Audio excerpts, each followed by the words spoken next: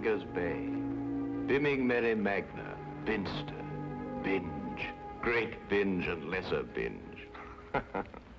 Amazing. What's amazing? The names of our English villages, Watson. What foreigner reading these could ever think of us as stiff and sober-minded people? Bippery Cross, Birrer Crags, Bird Cherry Brook and Birding Piece Place, Burlston Junction. When do we go? Go where? To Burlston Manor, Burlston, Sussex. Whatever led you to believe that I'm interested in Sussex, Burlston, or Burlston Manor? No doubt you saw the account of the rather gruesome murder of Squire John Douglas. Quite so. The case has interesting features. But at the moment, I'm more interested in the fly fishing possibilities in the neighborhood of Burlston. Ah, that will be the Arun. Runs within 2 or 3 miles of the manor house. Hmm? What manor house? Burlston, the home of the late Squire Douglas. Oh, yes, I remember. I believe he was quite a fisherman. The moat is 40 feet wide. 40 feet wide? Well. Good Lord. He could probably fish from his bedroom window. And when the drawbridge is raised, the place becomes an island. 4 hours after the bridge is raised, the body of Squire Douglas is found in his study with half his head blown off. That should appeal to you. Fishing seems a safe business by comparison. Do you row a boat? A boat? For fly fishing? Have you ever fished before? Does this look like the equipment of an amateur? Odd word. Which? Equipment. All the fishermen I've ever known talk about their tackle. What do you deduce from that, Holmes? Obvious. Your fishing friends either lack experience or vocabulary. We deep-sea fishermen are in the equipment class. None of your nasty little bundles. Yes, that gaff is far more suitable for a shark than a trout. Do you really think so? No good for trout? Well, it depends what trout you're after. Oh, yes. Well, we must carry a tape measure. A tape measure? What on earth for? To measure our catch, of course. To measure our catch and throw back the little ones. A good rule in life, Watson. Always remember to throw back the little ones. You think our prey will count as a big one or a little one?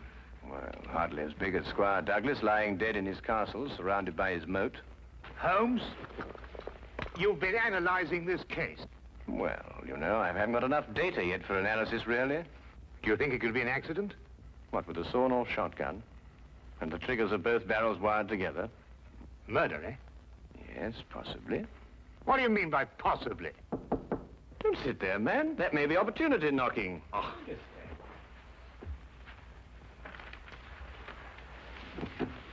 Come in.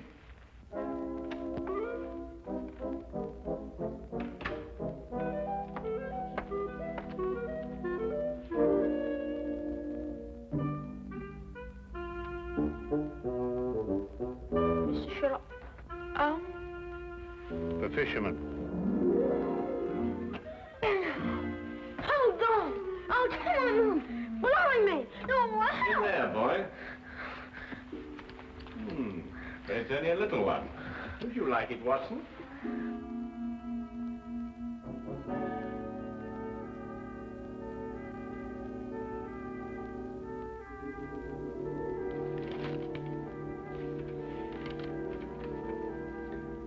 Would appreciate your view. Intriguing affair, Burlston Manor. Signed, Inspector MacLeod. Ha! Please, English, for I'm utterly baffled. Help. Hey, where is it? Where's what? Well, the tape measure, of course. Where is that tape measure? Holding the fiddle case together, sir. Fiddle? Violin case, boy. Oh, tell me, Watson, how are we off for trains? Trains? Ah, yes. Now, let me see. Burlston. Yes, now, that would be the West Sussex Littlehampton Bognor line. Now, there's a 10:15. Now, that doesn't stop. Of course, it's a 12:3. That will get us in at 4:2 or 4:7. I say, I'd forgotten, actually. You say you can't remember whether it's 4-2 or 4-7. Come, Watson, you're slipping. Blimey. Does it keep all the times in his head? Where else, of course? We are a nation of railway pioneers, my boy. Like a great many Englishmen before him, Dr. Watson restricts his reading to the Bible, the Times, and Bradshaw's Railway Guide to the British Isles. Here, boy. Man of the March Hares, that's what you two are.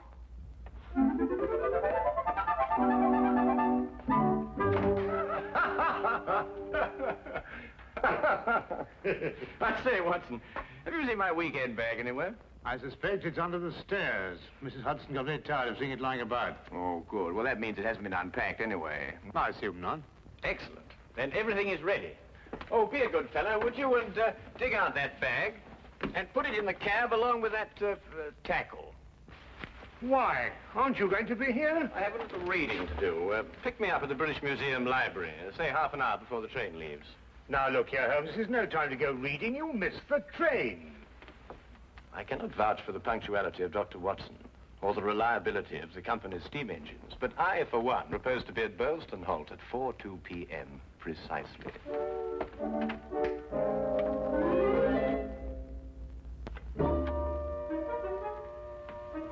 Or is it 4:07?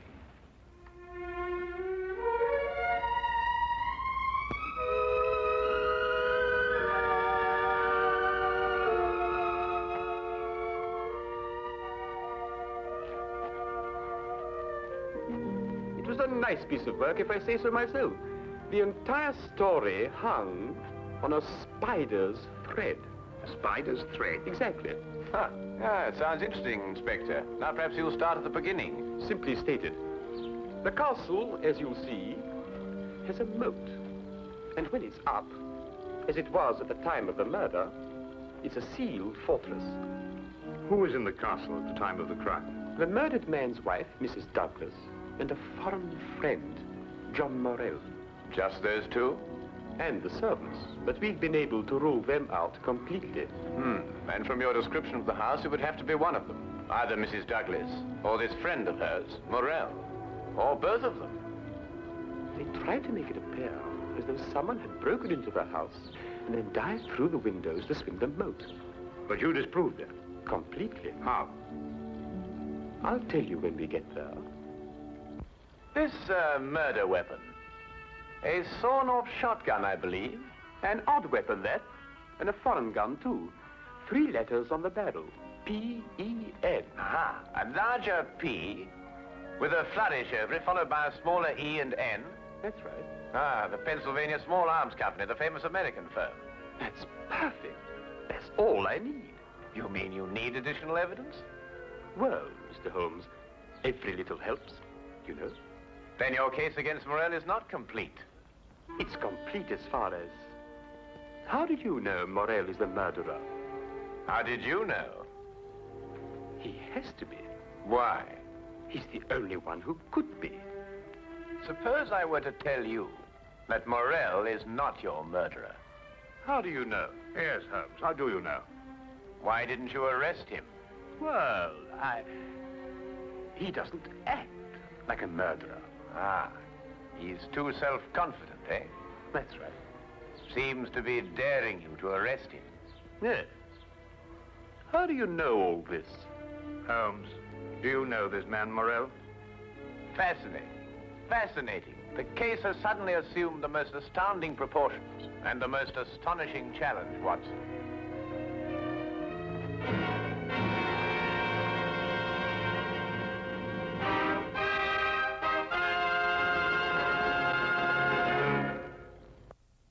Specimen of the period. Yes, it is lovely, isn't it?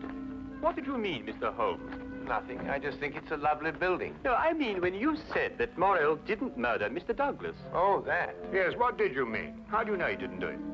Well, if he didn't do it, she did. You're jumping again, McCloud. You're jumping. But it has to be one or the other. Does it really? What's he talking about? Well, don't you know? No, I don't know. If 2 people are in a sealed house with a murdered man, one of them has to be a murderer. That's common sense. Ah, but is it logical? What do you mean? Is it logical? I don't know, but Holmes says that all the time. I was hoping you might be able to tell me.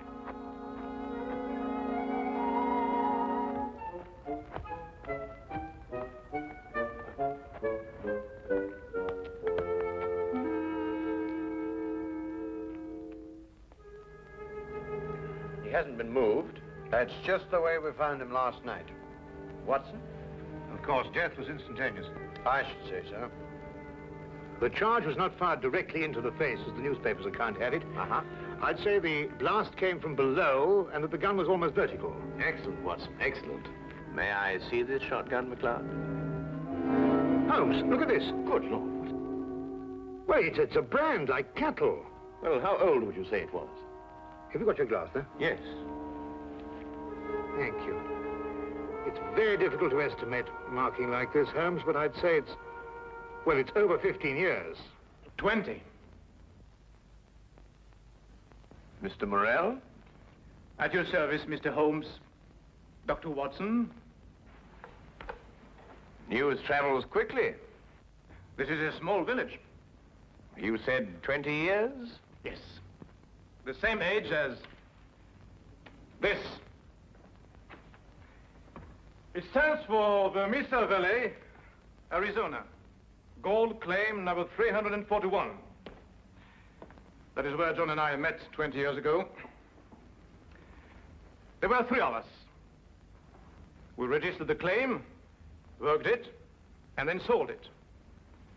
We divided the money in thirds and went our different ways. 2 years ago, I looked John up here and stayed on. I liked it. And the third partner? He lost his money, and I believe his mind. He came to believe that we had cheated him. And he swore to kill us 10 years ago. Why didn't he? He couldn't find us. No, we didn't have the same names at that time. Do you think your old partner could have done that?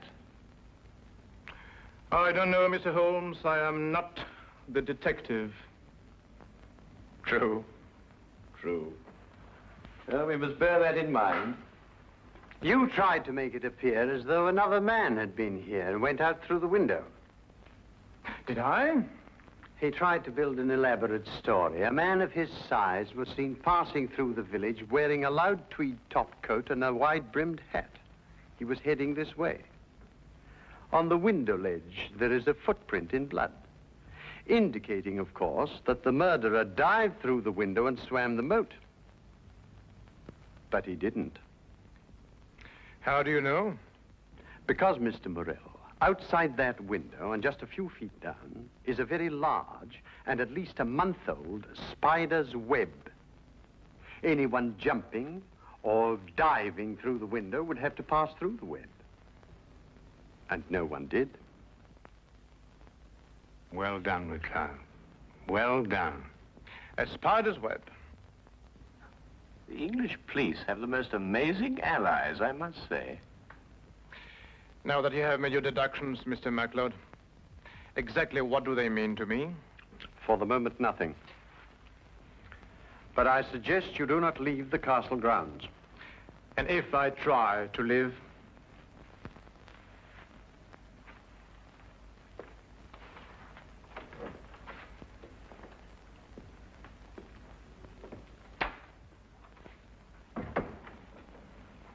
Well done, McLeod. You've certainly got your man. But I'm not rushing in to make any arrest. I'm going to make sure the case is iron cast. Oh, very wise. And what's the motive? Revenge for the Vermis Valley affair? I've got to go a bit careful there, Doctor. If you ask me, it's a case of, cherchez la woman. Oh, what's he? Oh, is it Douglas? Well, you know how these things are, Doctor, between us, men of the world. We know how a situation like this can... Oh, of course. Of course. Of course. Of course. Delicate situation, then. Delicate. Yes, delicate. Might almost be called the case of the other man.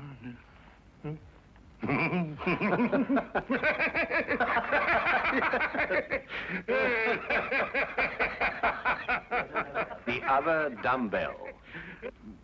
Who? Not who, what. What? That's right, what. What are you talking about? That. There's only one dumbbell. One dumbbell. That's right. Well? There's only one dumbbell, Watson.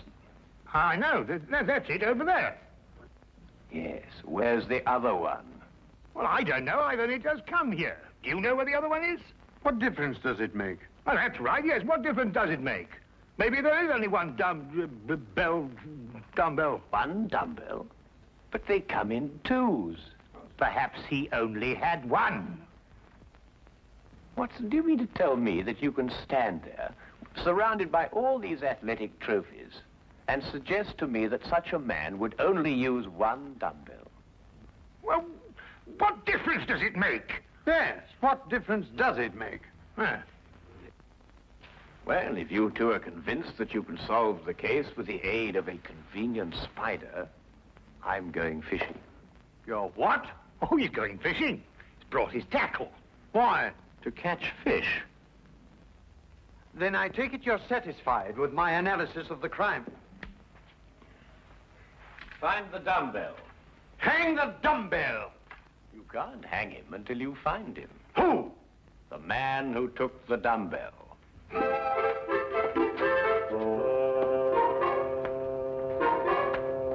You've gone too far now, Holmes. I think you've made him very angry. Then he should fish. It soothes the nerves. Are you really going to fish? I am. Where? Out of that window. It looks very comfortable. Well, what do you expect to catch? A herring. A red herring. May I have the tape measure, Watson? To measure a red herring? To measure the big red herrings. The little ones I plan to throw back. Holmes, you're up to something. I am. What? Would you like to help? Of course. Well, look. Take the good inspector down to the local pub and keep him there for at least an hour. While you fish for red herring? At the moment, I'm fishing for bait. I don't know what you're talking about, but I'll do it. Good. Remember, 1 hour. I may enjoy myself in the local and stay too.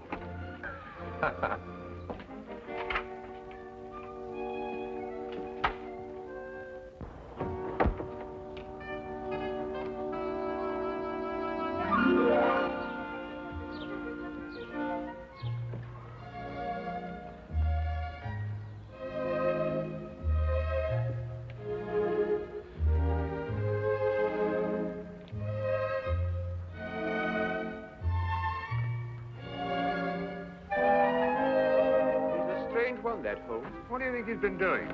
There's no guessing with him. For all we know, he may really have been fishing. Perhaps we should have given him more time. He's been an hour. That's all he asked for. Yes, that's right enough. Inspector McLeod? Hello, Sergeant. Have you seen Mr. Holmes? I certainly have, sir. What's wrong? You know the staircase in that room? Huh? Mr. Holmes was sliding down them banisters. He was what? That's right, sir. Sliding down the banisters he was. Well, he was probably investigating something. Probably. Well, let's ask him. There must be some reason behind it. Good afternoon, gentlemen.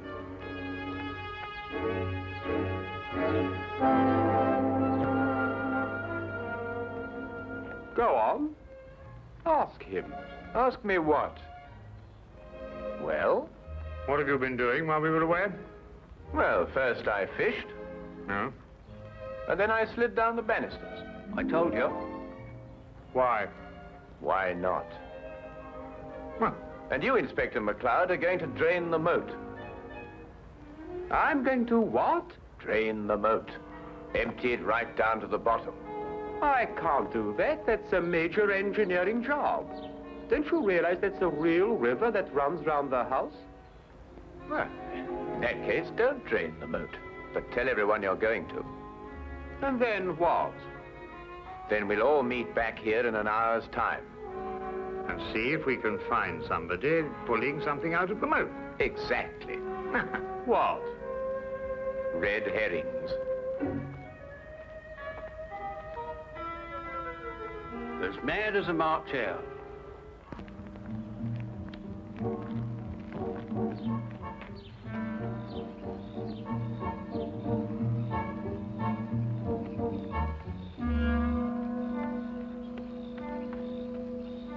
How much longer?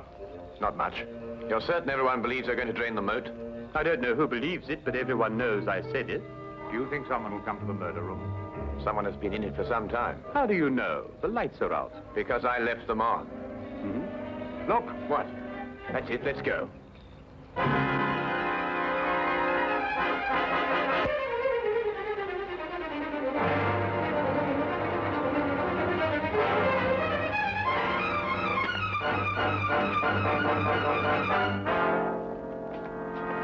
Oh, excuse me. What are you using for bait?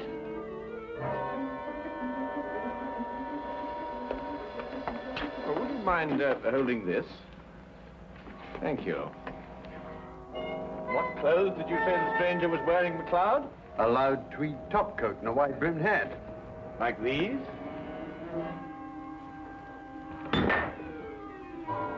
The dumbbell. Holmes, how did you know?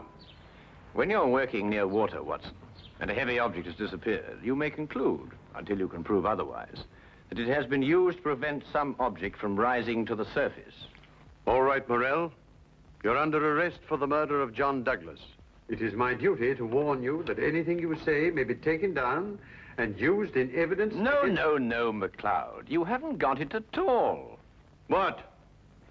This gentleman didn't kill John Douglas because John Douglas isn't dead.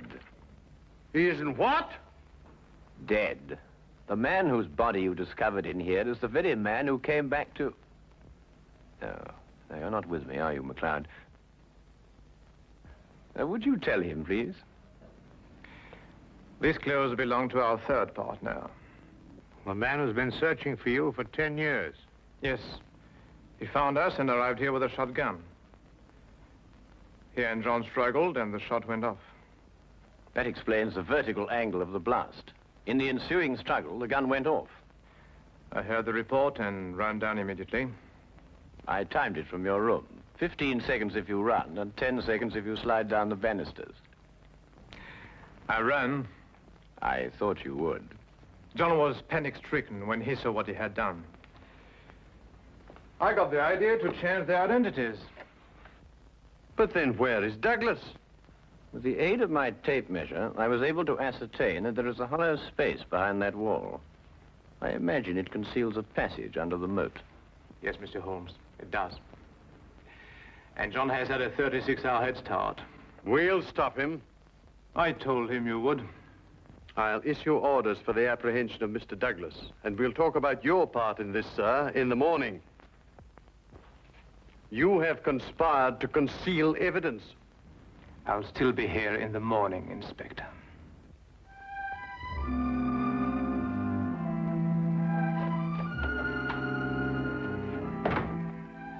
A very brilliant piece of deductions, Mr. Holmes. An excellent application of applied psychology. I haven't been tricked many times in my life. You must remember that the next time you become involved with murder. And you can now continue your fishing in a more normal manner. Fishing? No, I don't care for it, really. Unless it's deep sea, of course. Yes. But in the absence of an ocean in the immediate vicinity, I think we'd better start back to Baker Street immediately. Well, now, there's a 9:13 or a 10:23. The 10:23 will hold us up at Tunbridge quite a while. While it waits to connect. Thank you, Mr. Holmes. Not at all.